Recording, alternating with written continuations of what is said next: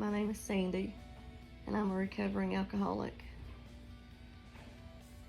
Alcohol took my life, then I took it back. I had never really been a drinker, just socially. I was always busy raising my daughters, taking them to school, working full time, going to whatever events they had for school, whether it be sports or programs or whatever.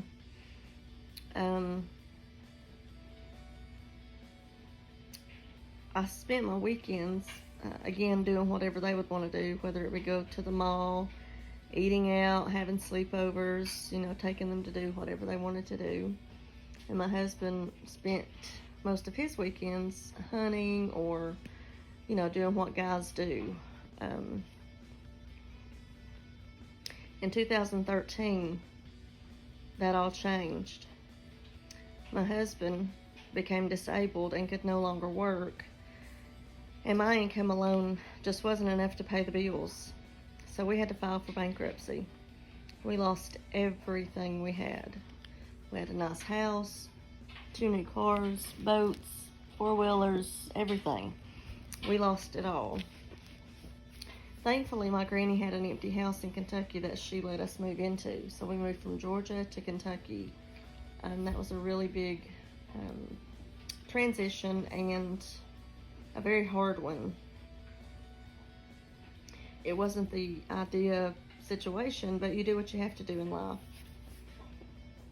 So we were here for a while, and then after just feeling bad all the time, not feeling like myself, I finally went to the doctor, and I found out I had mixed connective tissue disease, which is a form of lupus. I had rheumatoid arthritis, high blood pressure, restless leg syndrome, sleep apnea, acid reflux. It just seemed like the list went on and on. The rheumatoid doctor put me on Plaquenil, a medicine that could have affected my vision. I had to go to the eye doctor as soon as I started taking it so they could, do an eye check. Well, immediately they found that I had no peripheral vision, which is something I had never noticed, or maybe it had just left recently. I don't know. I don't know.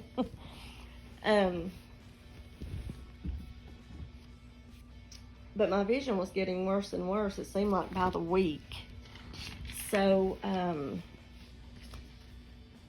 they couldn't figure out what was going on. This was even, like I said, I had just started taking the Plaquenil and went for my eye check, and this is when all this occurred.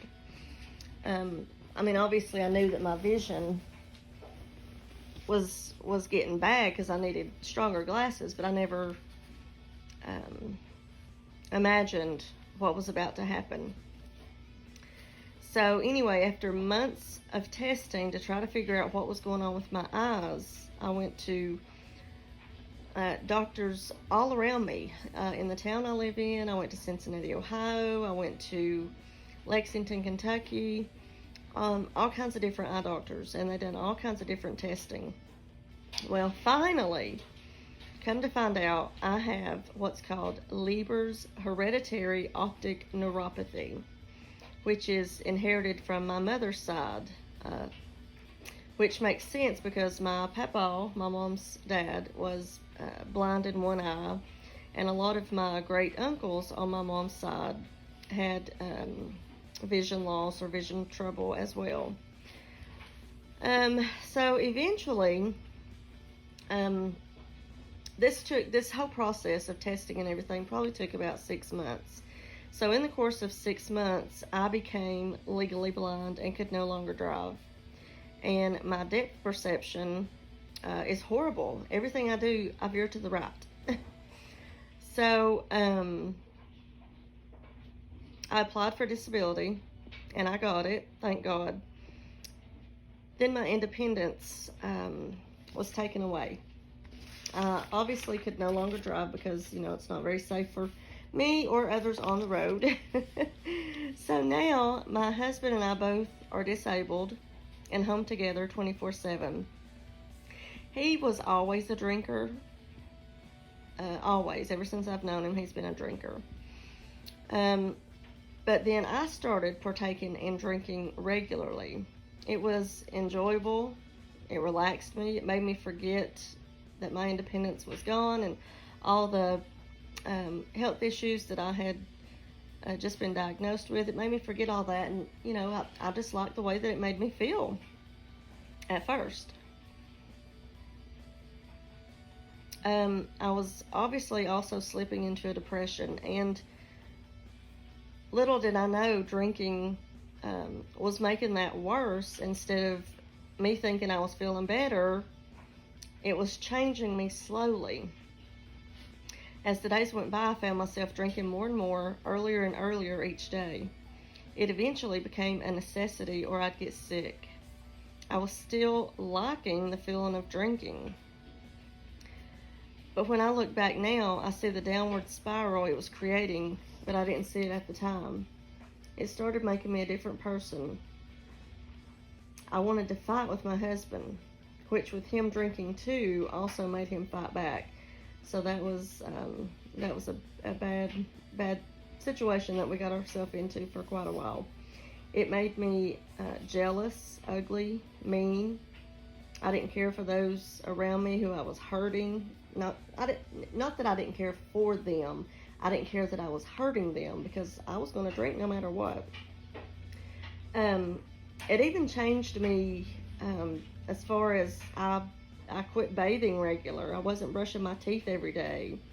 I would hide when someone would knock at my door because I would be drunk and didn't want them to know that this was my lifestyle. I didn't want to show what I had become. My house was always a mess. Rich and I had become physically, mentally, and emotionally abusive to each other. At times, I believe we could have killed each other and not cared at all. We were both constantly bruised, scratched, sore from the fights. It was destroying us, our marriage, our family, everything. Our kids was hurting, seeing this constantly. The only time Rich and I got along was first thing in the morning before we would start drinking. And actually, we would have a good time like halfway through our drinks that day, but we continued to drink more and more throughout the day, and then that's when things turned ugly every single time. And it was just the little things that would set us off. It wouldn't even mean anything. Surely nothing to abuse each other over.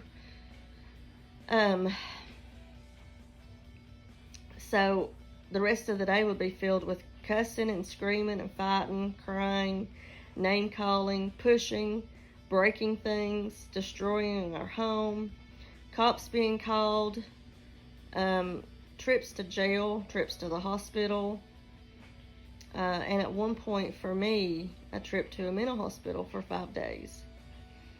This spiral continued downward for 3 years. After detox days and several attempts at staying sober, I'm proud to say we are sober. Right now, my husband is in a great Christian rehab, getting the tools he needs to stay sober. We have joined a church where the people truly love and support us. I no longer suffer from depression. God has healed us. I praise Him continuously for saving our lives and taking that desire for the demon away. If you or a family member is addicted, remember there is hope. It's never too late, and nobody is ever too far gone to be helped. Sometimes it may take others a little longer than others to get sober, and that's okay, as long as they're trying to get there, and they will succeed. If they want to, they will succeed. And sometimes it takes rock bottom to realize, and the person also has to want the change to get better. Nobody can do it for them. I chose to change. I chose to live. I chose God above all. God has truly saved my life, my marriage, my relationships. He has saved me from myself,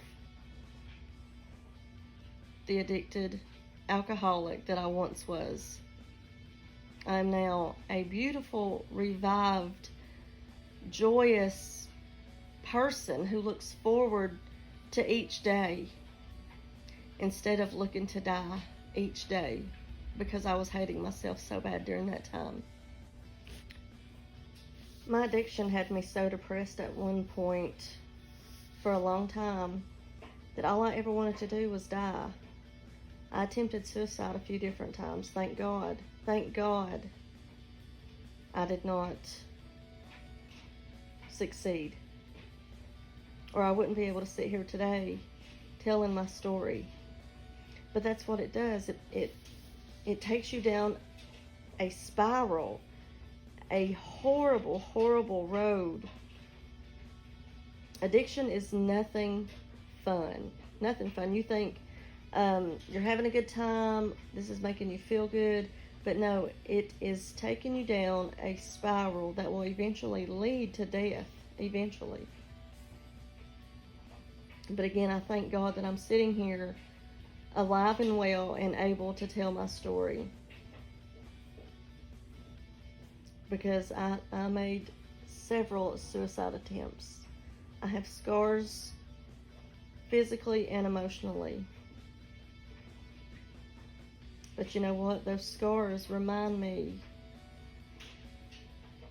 how strong I am. I'm sitting here strong, and I'm an overcomer. I did it.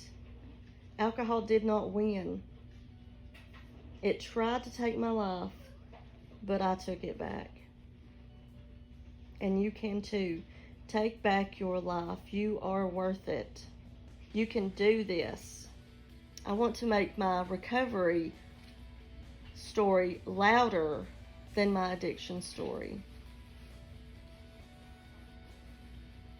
So again, it's never too late to get help, and you're never too far gone to reach up and be saved. So don't give up. You can do this. You got this. You are worthy. And I know I am worthy. And now I'm sitting here sober and loving my life. This is my story. Thank you for listening.